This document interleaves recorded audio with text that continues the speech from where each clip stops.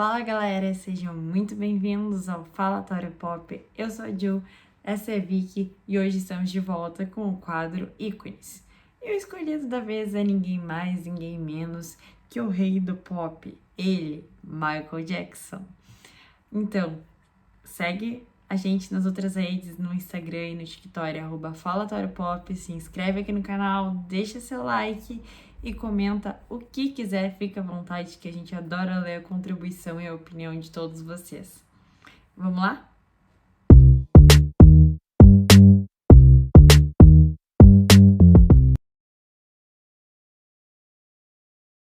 Michael Joseph Jackson, nascido no dia 29 de agosto de 1958 em Gary, Indiana. Michael foi um dos maiores representantes da música pop e até hoje tem grande influência na indústria musical, mesmo após 13 anos de sua morte. Michael não foi apenas um cantor, mas também dançarino, compositor, filântropo e também um grande apoiador das causas sociais e ambientais. Faleceu no dia 25 de junho de 2009, precocemente, aos 50 anos de idade, após uma parada cardiorrespiratória em decorrência de uma overdose de medicamentos, deixando 3 filhos e milhões de fãs ao redor do mundo enlutados que até hoje mantêm a sua memória viva. Então, galera, a carreira de Michael Jackson começou com ele muito novinho, apenas aos 6 anos de idade. Ele já participava da Jackson 5, que era a banda composta por ele e mais 4 irmãos. E logo aos 8 anos de idade, mais ou menos, ele assumiu os vocais principais da banda e de longe era quem se destacava mais, tanto pela voz quanto pelo jeito icônico de dançar e performar no palco. Logo no começo da carreira da banda, ela já começou a atingir todas as paradas de sucesso, principalmente com ABC, I Want You Back, I'll Be There e The Love You Save. Essas e outras canções começaram a atingir o top 10 em todas as paradas musicais no mundo inteiro e começaram a ser um grande sucesso que levaria ao sucesso solo de Michael Jackson. Na década de 70, então, não tinha pra mais ninguém, a banda emplacava um sucesso atrás do outro nas paradas e tinha uma legião de fãs em todo o mundo. A banda fez várias turnês internacionais. Nessa época já estava num processo de transição de The Jackson 5 para The Jacksons. Inclusive, fizeram shows no Brasil em 1974, quando Michael já tinha aí os seus 16 anos, mais ou menos.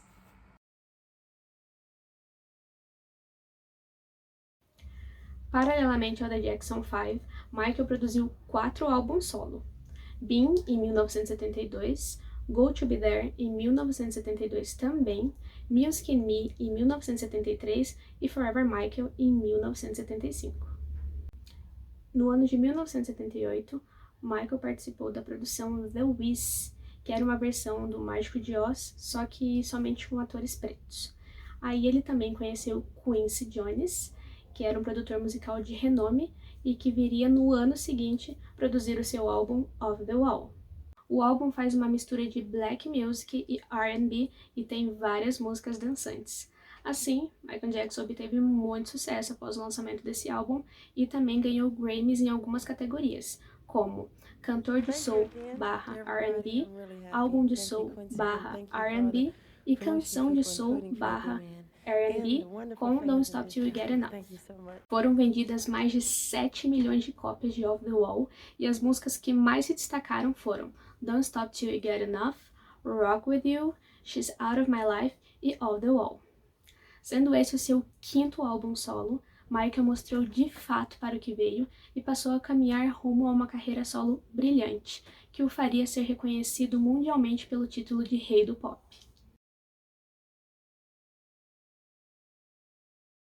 Então, em 1982, Michael lançou o álbum Thriller, que se tornaria um imenso sucesso, sendo o álbum mais vendido da história, totalizando uma venda de mais ou menos 60 milhões de cópias. O álbum, mesmo depois da morte do Michael, continua sendo vendido e sendo um grande sucesso, o que hoje, rentabiliza uma grande quantia aí para a família Jackson.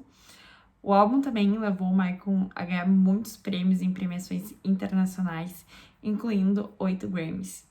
Olhando para os clipes e escutando o trailer, a gente pode perceber aí algumas mudanças, né, em relação ao passado. Claro, mantém vivo o pop e o R&B que o Michael sempre produziu ao longo da carreira dele, mas também trouxe inovações como uma pegada mais de rock e participações como do ex-Beatle Paul McCartney na música The Girl Is Mine. Um ano depois do lançamento de Thriller, nós fomos apresentados a marca registrada do rei do pop, que seria o quê? O passo de dança Moonwalk. E também foi através de Thriller, mas principalmente do clipe de Billie Jean, que os artistas pretos começaram a ganhar maior visibilidade na TV com a transmissão dos clipes deles. Então, além dessa revolução no quesito inclusão, Michael também estava fazendo uma grande revolução na indústria fonográfica audiovisual ao produzir esses clipes, né, que começaram em thriller praticamente, assim, nesse formato de curta-metragem, onde literalmente se tinha um roteiro bem embasado e um clipe mais longo do que a música, contando uma história, uma narrativa presente ali com vários elementos. Isso foi abrindo oportunidades e portas para que outros artistas que vieram depois dele, na mesma época também, pudessem se utilizar desse recurso.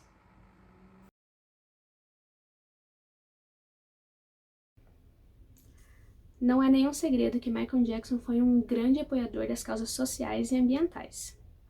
Apaixonado pela humanidade, ele utilizava de sua própria influência para alertar e conscientizar as pessoas, além de promover a paz. Isso fica bem claro em várias de suas faixas, como Heal the World, Earth Song, Man in the Mirror e entre outras. A mais famosa delas, We Are the World, foi escrita por Michael Jackson e Lionel Richie e gravada em 1985, com o objetivo de levantar fundos para ajudar as vítimas da fome no continente africano. A canção contou com a participação especial de vários artistas importantes da época, como Cyndi Lauper, Stevie Wonder, Tina Turner, Billy Joel, Bob Dylan, Bruce Springsteen, Kenny Rogers e entre outros. Michael era comumente visto visitando doentes nos hospitais, além de ter feito uma doação milionária para um hospital em Nova York no ano de 1984, totalizando aproximadamente 3 milhões de dólares. Isso sem contar as doações para outras entidades. Michael não era apenas um ícone pop, mas também um grande exemplo de humanidade, generosidade e bondade. Até seus últimos anos de vida, mesmo estando longe dos palcos, Michael continuou a se dedicar a conscientizar as pessoas e as causas humanitárias. Os álbuns seguintes do Michael também foram um grande sucesso, porque ele reunia uma legião de fãs, era uma das pessoas mais famosas do mundo naquela época, então, né, por isso, um grande ícone de tudo. E os álbuns seguintes dele foram os seguintes, eu vou ler, porque senão posso errar a ordem, posso errar o ano e a quantidade de discos vendidos. Então, para não ficar com nenhum errinho, eu vou ler aqui para vocês em ordem cronológica os álbuns seguintes do Michael. E eles foram Bad, em 1987, que vendeu mais de 45 milhões de cópias em todo o mundo. Dangerous, em 1991, 1991, com mais de 40 milhões de cópias vendidas. History, em 1995, com mais de 20 milhões de cópias vendidas. E Invincible, em 2001, com mais de 10 milhões de cópias vendidas. E depois do último álbum, né, o Michael, ele resolveu dar uma pausa na carreira para se dedicar tanto mais à família, à saúde dele, que infelizmente não era muito boa, já que ele tinha 2 doenças graves, né? Uma delas é o lúpus, que é uma doença autoimune que ataca o sistema imunológico, fazendo com que ele, né, perca o controle e acabe prejudicando o próprio corpo, inclusive causando inflamações, dor nas articulações, febres, manchas e muitas outras coisas. e o vitiligo, que causa a despigmentação da pele. Ele também, né, tinha algumas dores, enfim, coisas que são resquício de acidentes também que aconteceram em alguns outros momentos da carreira dele. E também se dedicou aí nesse tempo à filantropia para poder passar esses últimos tempos. Existem alguns relatos e boatos de paixões, affairs e ficadas do Michael com algumas famosas, incluindo Madonna, Whitney Houston, Diana Ross, Brooke Shields, Stephanie Mills e algumas outras. Mas o rei do pop foi comprometido e casado apenas 2 vezes. Sua primeira esposa foi Lisa Marie Presley, filha de Elvis Presley, e sua segunda esposa foi uma mulher comum chamada Debbie Rowe, com quem ele teve seus 2 filhos mais velhos, Prince Jackson e Paris Jackson. Michael e Lisa se conheceram quando Lisa era criança e Michael adolescente, mas eles só se aproximaram no ano de 1993, quando Lisa tinha 24 anos e Michael de 34. Michael pediu Lisa em casamento por telefone no ano de 1994. É claro, ela aceitou e eles se assumiram publicamente, mas 9 meses depois eles decidiram se separar e em 1996 oficializaram o divórcio. Os dois foram vistos juntos novamente alguns anos depois, inclusive de mãos dadas, e Lisa já afirmou que eles tentaram reatar, mas nunca deu certo. E um fato curioso é que a Priscilla, mãe de Lisa Marie, também era 10 anos mais nova do que Elvis Presley, assim como a Lisa era 10 anos mais nova do que Michael. E também os dois tiveram fins parecidos, infelizmente, né? Então, os dois, nos últimos anos de vida, estavam viciados em medicamentos. Então a gente teria aí, a partir de 13 de julho de 2009, uma série de 50 concertos do Michael em Londres, onde ele faria a despedida oficial dele dos palcos. Mas, infelizmente, né, 20 dias mais ou menos antes da turnê começar, o cantor faleceu. Durante os ensaios foram gravadas várias imagens que a gente consegue ver quão em forma o Michael estava, apesar de já estar com 50 anos de idade e também, né, muito tempo longe dos palcos. Também a gente consegue perceber o quanto ele era amado pela equipe, admirado, e era uma pessoa assim que as pessoas queriam estar perto, estar presente, o quão perfeccionista ele era com todos os elementos que tinham teriam, né, nessa turnê de despedida, efeitos gráficos, enfim, tudo. Ele estava envolvido em todo o projeto. Então a gente tem algumas imagens que elas foram reunidas, dirigidas pelo Kenny Ortega e lançados em outubro de 2009 para o público poder acompanhar isso.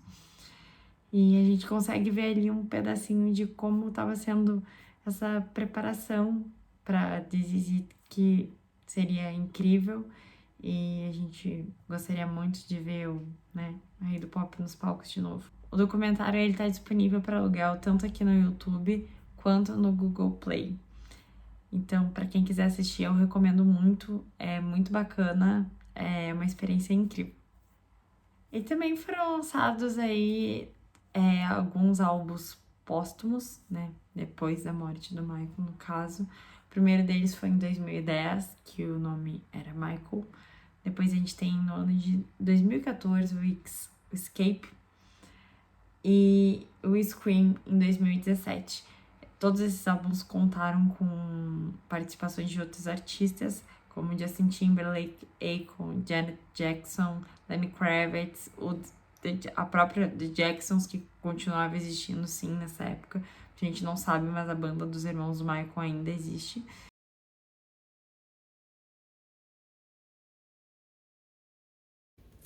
E por hoje é isso, pessoal. Vocês vão notar que a gente não focou aqui nas polêmicas. A gente decidiu trilhar um caminho um pouquinho diferente, porque a maioria dos conteúdos que produzem, né, ou que já foram produzidos sobre o Michael envolvem essas polêmicas e informações e notícias tendenciosas, né? Então, meias-verdades, mentiras, manipulação é o que a gente mais encontra na internet sobre o Michael, por isso a gente resolveu não falar nada sobre isso, tá? Como grandes fãs do trabalho dele, e também em respeito à família e aos outros fãs dele também.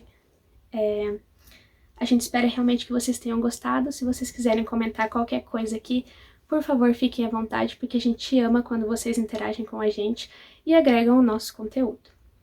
Então, é isso. Sigam a gente lá no Instagram e no TikTok, @falatóriopop.